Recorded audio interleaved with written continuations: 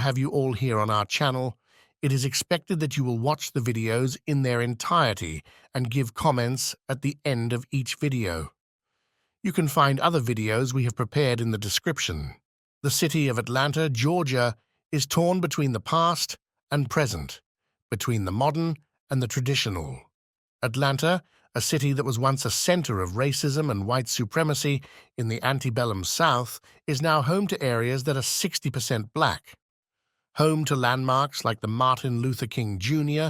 National Historic Site and the Atlanta History Center, the city stands as a tribute to its significant involvement in both the Civil War and the Civil Rights Movement of the 1960s.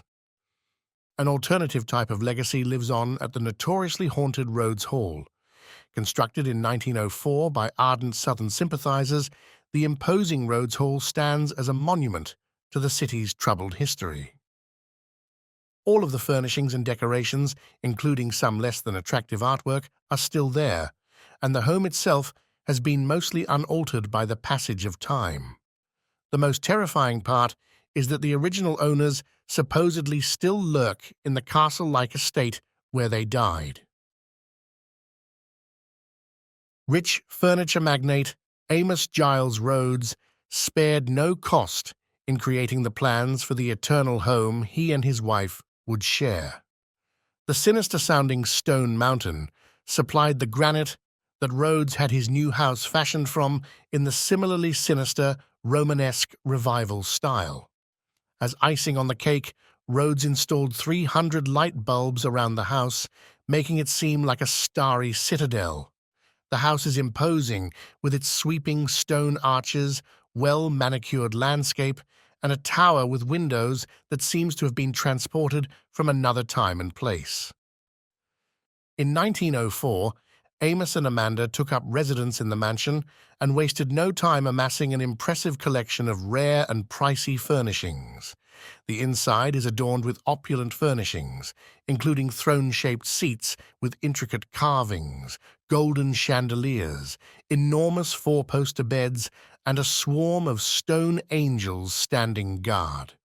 Worst of all, the Rhodes commissioned a massive stained glass painting that traced the Confederacy's ascent to power.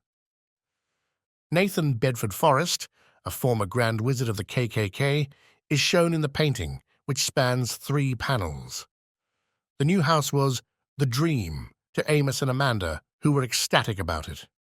In 1927, Amanda died at home, and in 1928, her husband came home soon after. After their parents passed away, the Rhodes children gave Georgia title to the house. Thousands of people visited the haunted house attraction that was housed at the mansion from 1984 until 1992.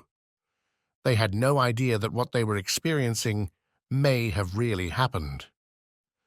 Today, the enormous Peachtree Street estate stands out dramatically against the backdrop of towering business buildings and the whir of hundreds of automobiles zipping by.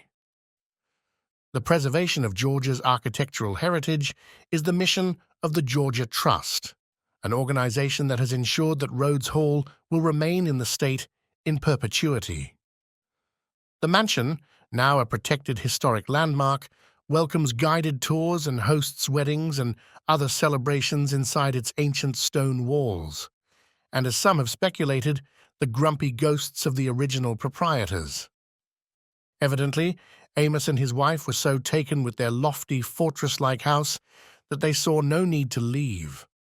According to urban legend, the elderly couple's souls are said to linger in the ancient, creaking halls of Rhodes Hall even now. The large front doors of the hall have welcomed hundreds of tourists, wedding groups, and tour guides throughout the years, and a good many of them have fled, screaming back the way they came.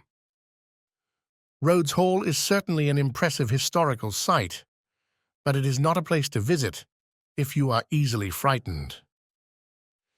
As they aged in their dazzling southern shrine, Amos and the missus spent much of their time alone, watching the world go by. They preferred their own company, that much was certain.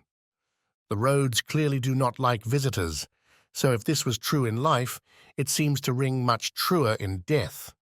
Guests and tour guides alike have reported an intense sense of hostility the moment they step foot in Rhodes Hall, as if whatever is hiding there wants them out of there immediately. An exceptionally horrific anecdote is told by one tour guide who worked at Rhodes Hall for a short while before leaving. A late-night behind-the-scenes tour had just concluded when the guide arrived at the hall. Her only desire after a hard day on the job was to get home and spend time with her cat, Mitzi. However, Mitzi would be delayed. As the tour guide was about to leave, she heard a figure stealthily making their way up the rear staircase.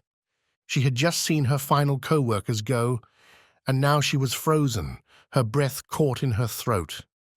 No one else should have been in this area of the building but her. The steps were heavy and gradual, and a third sound, like cane tapping, accompanied them every step of the way. A low, masculine voice started to squawk and yell out, "Get out! Get out!" As the footsteps approached, the tour guide wished and hoped it was all in her head. Her co-workers were being harsh. No one responded when she yelled out to them.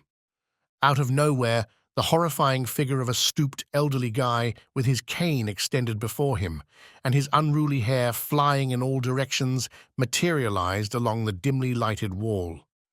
Eventually, the deep male voice sounded like it was yelling, "Get out! Get out!"